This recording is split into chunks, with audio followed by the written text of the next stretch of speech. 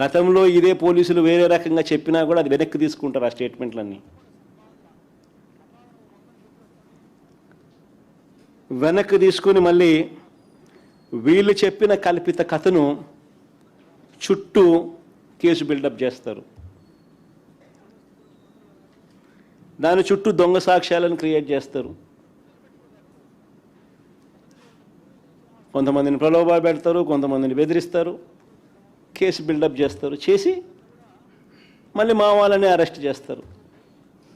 ఆ చనిపోయినని భార్య వచ్చి, పెద్దదత్తగిరి భార్య వచ్చి జరిగిన విషయం అంతా చెప్పి ఆయన బాధపడతా ఉంటే, జరిగింది మా పార్టీ మనిషికి హత్యకు గురైతే మేం బాధపడాల్సింది పోయి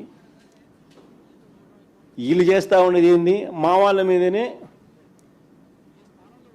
కేసులు బనాయించి ఆ కేసుల్లో మా వాళ్ళని ఇరికిచ్చే కార్యక్రమం చేసి జైలుకు పంపే కార్యక్రమాలు చేస్తూ ఉన్నారు.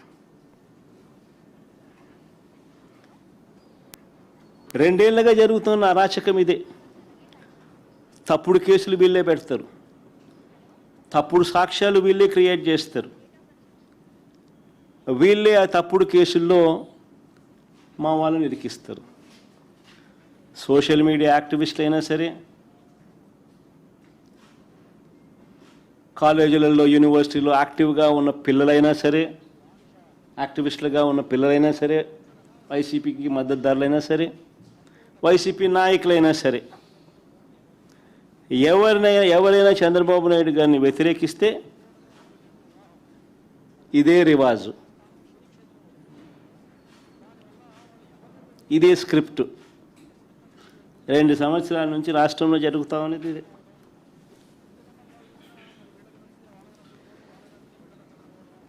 నేను అడుగుతా ఉన్నా అసలు చంద్రబాబు నాయుడు గారిని, అసలు అయ్యా చంద్రబాబు, అసలు ఎవరిదయ్యా గొడ్డలి పార్టీ అని చంద్రబాబుని సీరియస్గా క్వశ్చన్ చేస్తూ ఉన్నా. ఎవరిదయ్యా గొడ్డలి పార్టీ? ఎవరిదయ్యా గన్ కల్చర్? ఎవరిదయ్యా హత్యా రాజకీయాలు?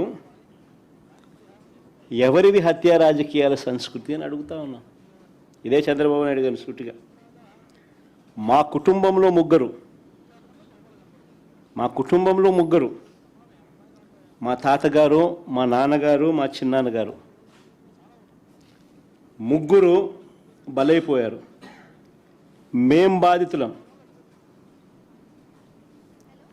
బాధితులం.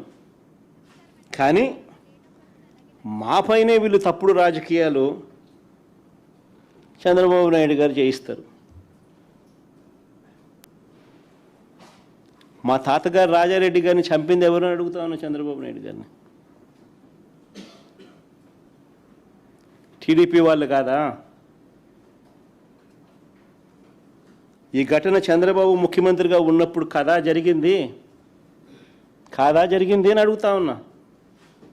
1999 అసెంబ్లీ ఎన్నికలకు ఏడాది ముందు, 1999 చంద్రబాబు నాయుడు గారు ముఖ్యమంత్రిగా ఉన్నారు. 1999 ఎన్నికలకు ముందు, ఏడాది ముందు చంద్రబాబు నాయుడు గారు ముఖ్యమంత్రిగా ఉన్నప్పుడు మా తాతగారిని రాజారెడ్డి గారిని చంపారు. కేవలం నాన్నగారిని రాజశేఖర రెడ్డి గారిని పులివెందులకి కట్టడి చేయాలి అన్న ఒక్క రాజకీయ కోణంతో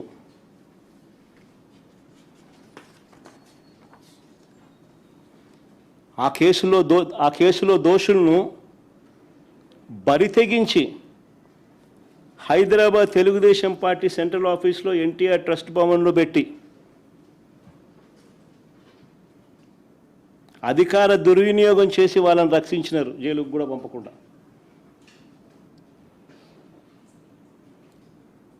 మరి ఇది ఎవరిదయ్యా క్రిమినల్ బ్రెయిన్ చంద్రబాబు గారు అని అడుగుతాను. ఎవరిదయ్యా క్రిమినల్ బ్రెయిన్ అని అడుగుతాను చంద్రబాబు నాయుడు గారిని.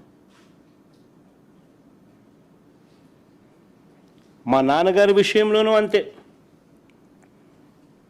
మా నాన్నగారు చనిపోక మునుపు 2-3 రోజుల కిందట అసెంబ్లీ సమావేశాలు జరుగుతూ ఉన్నాయి అప్పట్లో. ఆ అసెంబ్లీ సమావేశాలు క్లిప్పింగ్స్ ఒకసారి చూడండి మీరు కూడా. చంద్రబాబు నాయుడు గారు అన్న మాట అసెంబ్లీలో, నువ్వు అసెంబ్లీకి ఎలా వస్తావో నేను చూస్తానన్నాడు.